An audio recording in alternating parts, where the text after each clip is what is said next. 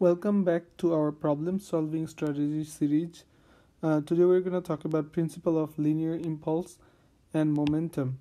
So today's learning objective is develop the formula sheet for linear impulse and momentum, explain the application, how principle of linear impulse and momentum in solving dynamics problem, and after that we'll solve a problem step by step. List of the formulas. First is linear impulse, which is if a force is acting on a body or a system over a certain period of time, which could be T1 and T2, then the impulse can be written in this form, which is I equals to integration of F dt. So why we put the integration form?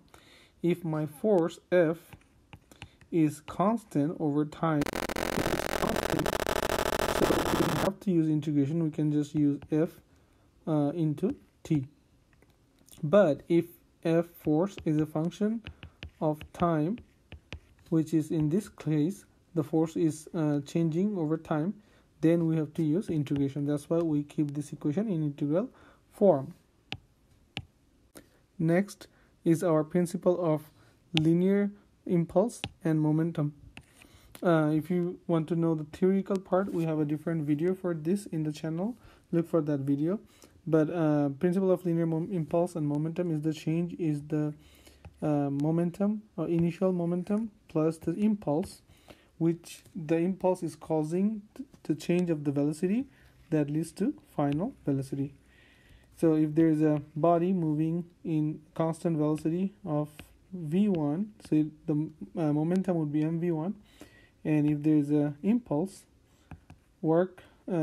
acting on the body, and the resultant would be a change in force, a change in velocity, which will be mv2. This principle of linear impulse and momentum equation can be written in rectangular coordinates.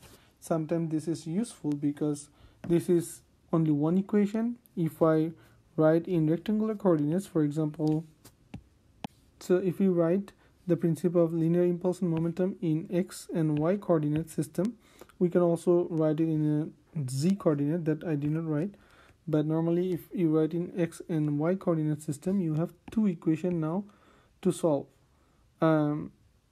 So you can have two equations instead of one equation here. So sometimes it may be force at an angle. So force acting on a body in an angle theta, you can split the equation into x and y coordinate system using the rectangular coordinates system, and you will have two equations instead of one equation, and it will be easier to solve if you need that equation. Another application is normal and frictional force. For example, if the body is not, the force is not acting on an angle like this, the force is acting linearly on a body. But the problem asks you to find the frictional force F, or coefficient of friction, frictional force, or you also need the normal force. So you need two equations for that. In this case, you can split the principle of linear impulse and momentum equation into x and y coordinate system. Well, the x coordinate system, it will account for the friction force, and the y coordinate of the equation will give you the normal force. So this is how you can increase the number of same equation in different direction. So you will have, instead of one equation, you have now two equations, and that helps you to solve more variables. And like always, to solve the problems of this chapter, we may have to use the concept formula learned in previous chapter. The most equation that you may have to use other than the principle of linear momentum, impulse and momentum is the projectile motion. So if you see your problem involves something is flying in a projectile motion, you may have to use the projectile equation. The basic projectile motion equation you may have to use on top of the principle of linear momentum and equation motion. of motion. So you need to. So for some problems, you may have to use equilibrium equation, same as for your statics, where sum of force equals to 0 to find, for example, you need to find if the problem says that something is on the verge of motion. So what's the friction force you need to overcome that friction? So in that case, you may have to use this concept. If you are also looking for maximum force that you need to give to the system, you may have to use summation of force, but you are not supposed to use summation of force equals to ma, though the body is in motion. The motion is involved in this problem, because when you apply this equilibrium equation, sum of force equals to 0, you are trying to find this F that will be applied over a period of time from T1 to T2. So you are already considering the change in velocity using the force. You are looking for the constant or time function force, and you can find the force using the equilibrium equation. And you are not supposed to use summation of force equals to mass over acceleration. So now let's look at some boundary condition for this kind of problem principle of linear momentum and impulse. The boundary condition is simple. If you know that your body was at rest, that means v velocity somehow is 0, then your momentum, the entire momentum mass into velocity would be 0. Some other boundary condition that is tricky, or you may use it at your advantage, is that if you have a problem that involves only one single body, for example, there's a box, there's friction, and you're pulling the box at an angle, so you may have a scenario where it says the box was at rest, so your m1 v1 is 0, and you applied a force P or F over a certain period of time, for example 5 seconds. So you will do 0 to 5 summation of force during that time, and that will give you final velocity v2 of that body. So this is one body, one scenario, but one equation. And we talked about earlier, if you also need the friction and the normal force, somehow you can split this equation into x and y coordinate. So you will have two equations out of one. Now, how can you use this one equation to your advantage if you have two bodies? So you see there's a tugboat here. So for example, this two body scenario, you can have whole system. You can have one equation where the initial mass would be the sum of these two mass.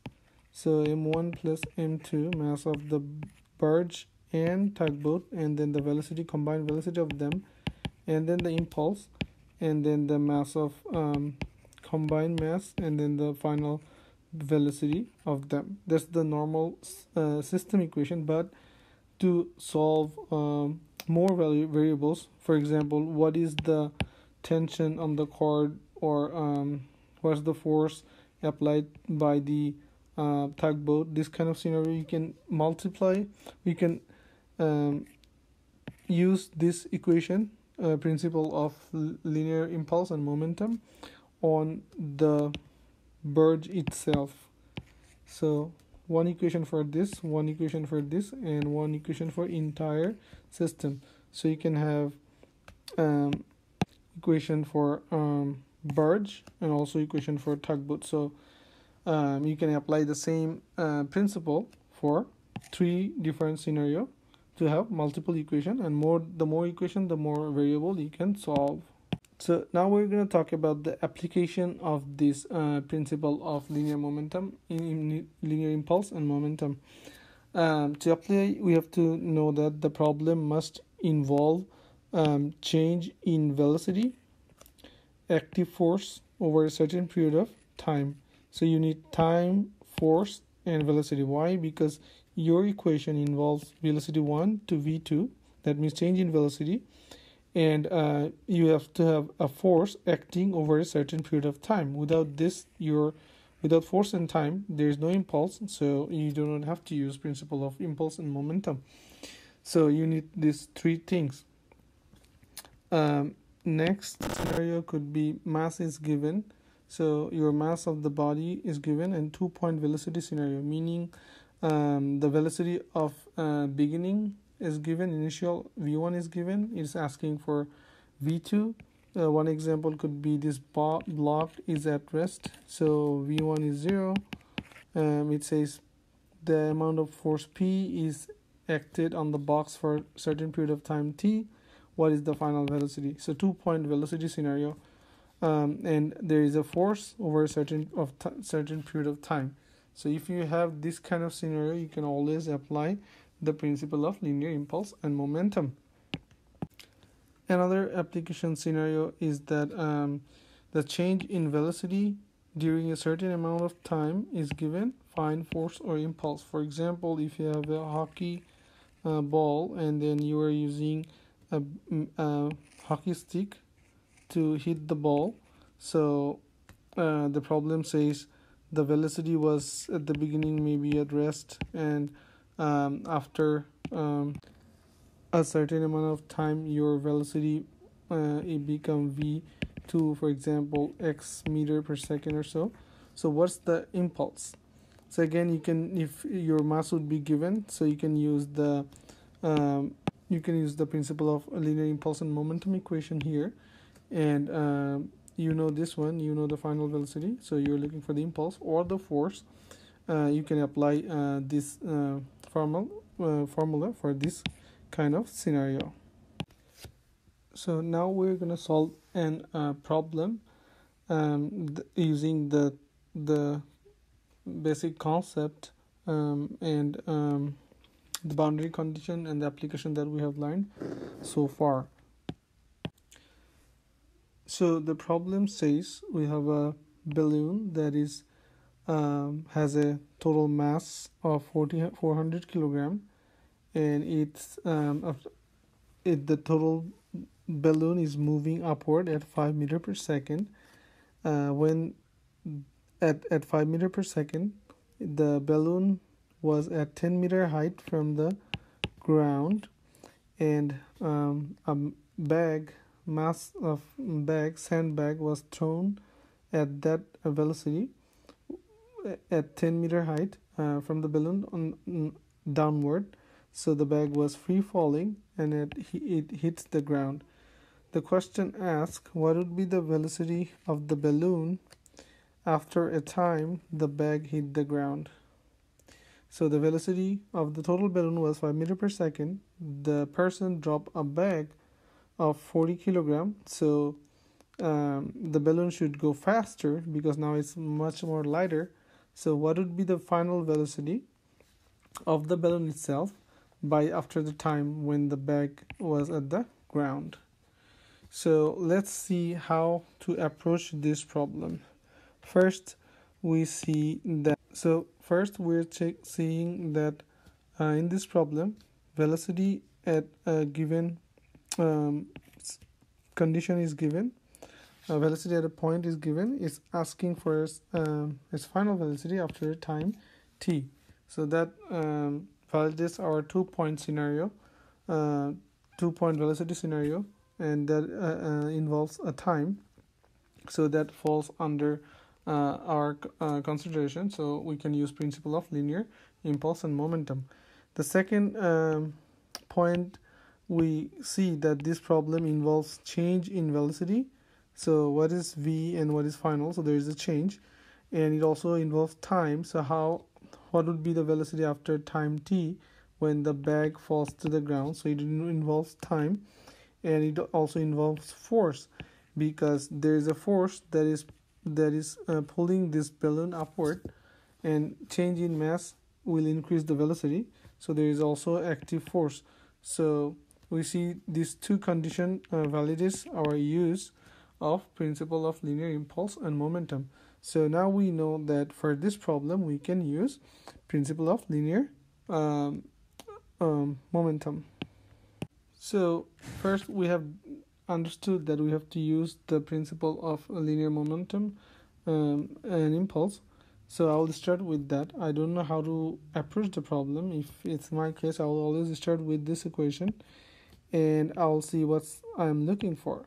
So the problem says what would be the velocity of the balloon after dropping the 400 kilograms. So if I drop the bag, my weight becomes 400 minus 40, this is 360. The initial velocity, even after dropping the bag, the velocity at that point was 5 meters per second, so that I took the velocity of balloon as 5.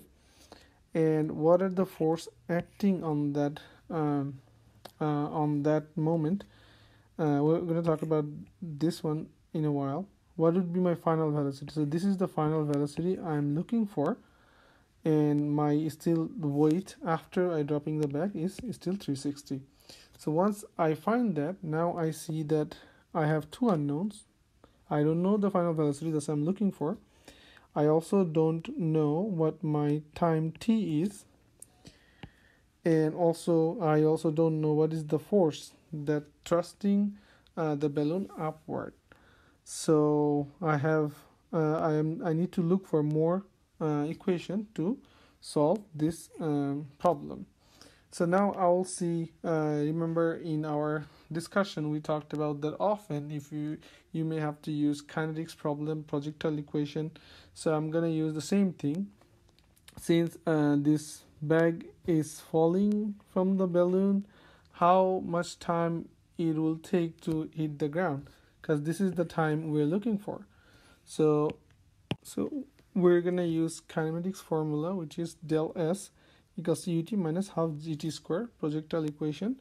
And we know that the change in displacement was what? H, because it was dropped when the height was h, and which is 10 meters. So this is 10 meter negative, and we know u is what? Upward 5 meters per second, because when the bag was dropped, it had the velocity at that point was 5. We're looking for t, and you know z. So one equation, one unknown. If we solve that, we will find that t equals to 2.025 second. So if I go back to our equation, now I'm looking for v2. I have solved for t. So now I have only one unknown, that is f. Now I need to find another way to how can I find the force f. So there is two ways to find the force f that we're looking for. First equals to force f equals to assumption of all force equals to mass into acceleration.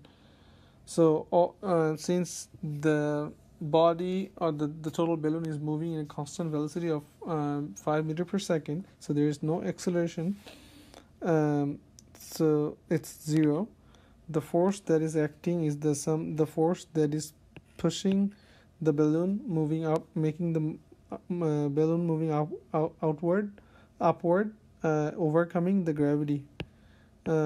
So to overcome that, the force that is going upward and the weight is moving downward, so the force required, or force that was acting on the balloon and with the bag, was this.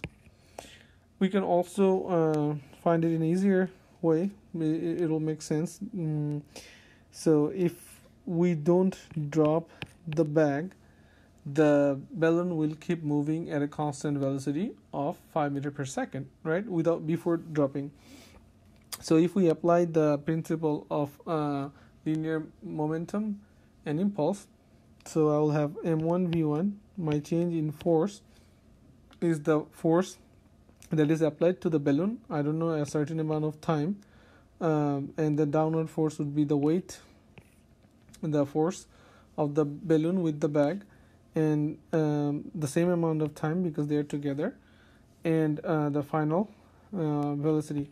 Since the bag was not dropped, it's together, so the initial and final velocity would be the same, 5 meters per second, and my mass since the bag was not dropped, it would be always same. M1 would be 400. Here this M would be 400 because the bag was not dropped, and the M1 here also be 400 because bag is still there.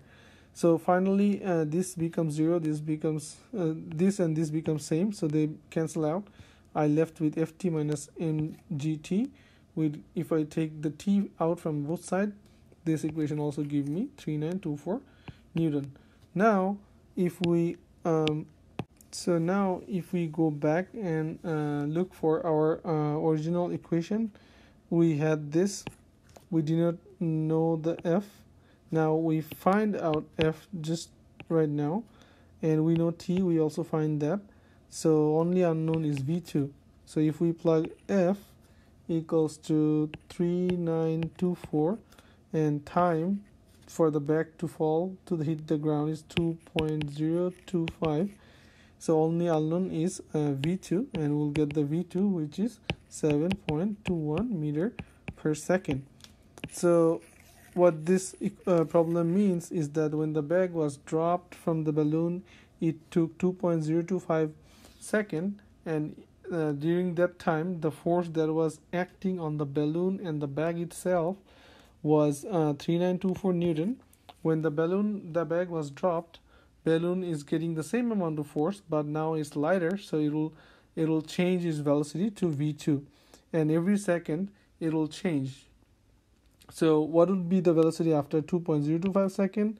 And this is V2 equals to 7.21. Hope the video was useful. If you need more clarification on any other thing on this session, or if you have any question, please comment below and I'll reply back. See you in the next video with another strategy session. Thank you.